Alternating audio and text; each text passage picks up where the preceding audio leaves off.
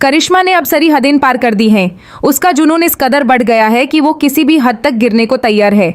इस बार उसने वसुधा को नीचा दिखाने के लिए एक नया जाल बुना। सरिका को ढाल बनाकर करिश्मा ने वसुधा को थप्पड़ तक लगवा दिए। सरिका ने भी अपने पति की चिंता में बिना सोचे समझे वसुधा पर हाथ उठाया, मगर इतना सब होने के बाद भी करिश्मा का दिल नहीं भरा। शो में सबसे बड़ा मोड़ तब आता है जब देव को एक पुराना पेन मिलता है। देव उस पेन को फोरेंसिक जांच के लिए भेजता है और वहां से जो रिपोर्ट आती है वो सबको हिला कर रख देती है। रिपोर्ट के मुताबिक उस पेन पर जो खून था वो बाबासा का ही था, और सबसे हैरानी की बात यह थी कि वो खून सिर्फ चकपक दिन के 4 घंटे पुराना था। इसका मतलब साफ था कि बाबासा मरे नहीं हैं बल्कि जिंदा हैं। देव जैसे ही ये खुशी की खबर मासा चंद्रिका को बताने जाता है, वसुधा यूज रोक लेती है।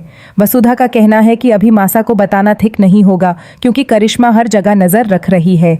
वो दोनों फैसला करते हैं कि पहले बाबासा को सही सलामत घर लेकर आएंगे, उसके बाद ही मासा को सरप्राइज देंगे ताकि उनकी खुशी का ठिकाना न रहे। दूसरी तरफ करिश्मा के गुंडे यूज फोन करके बताते हैं कि उन्हें प्रभत बाबासा का ठिकाना मिल गया है। वो लोग प्रभत को किसी भी हाल में खत्म करना चाहते हैं ताकि करिश्मा का राज बना रहे, लेकिन उन्हें यह नहीं पता कि वसुधा और देव ने उनकी सारी बातें सुन ली हैं।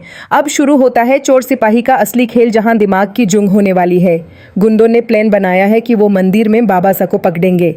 वसुधा, देव और मासा चंद्रिका मिलकर अपना रूप बदलने का फैसला करते हैं। वो लोग साधुओं का भेष बनाते हैं ताकि कोई उन्हें पहचान न सके। पूरा परिवार मंदिर में छुपे हुए बाबासा को बचाने के लिए मौत के कुएं में उतरने को तैयार हो जाता है। मंदिर में जैसे ही गुंडे प्रभत बाबासा को किडनैप करने की कोशिश करते हैं और उन्हें गादी में दलने लगते हैं, तभी देव और वसुधा अपने असली रूप में आ जाते हैं। एक जबरदस्त फाइट सीक्वेंस देखने को मिलता है जहां देव अकेला सब गुंडों को ढेर कर देता है। वसुधा बड़ी चतुराई से बाबासा को उनके कब्जे से निकाल लेती है और उन्हें सुरक्षित जगह ले जाती है। जब प्रभत बचकर भागने की कोशिश कर रहा होता है तभी पीछे से चंद्रिका यूज आवाज देती है। मासा की आवाज सुनकर प्रभत के कदम रुक जाते हैं। जैसे ही वो पीछे मुड़कर अपनी पत्नी, बेटे और बहू को देखता है, उसकी आंखों में आंसू आ जाते हैं। ये रियूनियन इतना इमोशनल है कि पूरा परिवार एक दूसरे के गले लगकर रोने लगता है। प्रभत बताता है कि करिश्मा ने उसे कितना तड़पाया था। बाबासा को साथ लेकर देव और वसुधा सीधा चौहान हाउस पहुंचते हैं, मगर अकेले नहीं। इस बार उनके साथ पुलिस की पूरी टीम है। करिश्मा जो घर में रानी बनकर बैठी थी, बाबासा को जिंदा देखकर उसके पैरों तले जमीन निकल जाती है। उसे समझ नहीं आता कि अब वो कहाँ छुप जाए। देव पुलिस से कहता है कि करिश्मा पर किडनैपिंग और मर्डर अटेम्प्ट के संगीन आरोप लगाए जाएं। पुलिस करिश्मा को घसीटते हुए जेल ले जाती है। वसुधा यूज आखिरी बार चेतावनी देती है कि अब उसकी होशियारी नहीं चलेगी। इस बार केस इतना मजबूत है कि करिश्मा का जेल से निकलना नामुमकिन लग रहा है।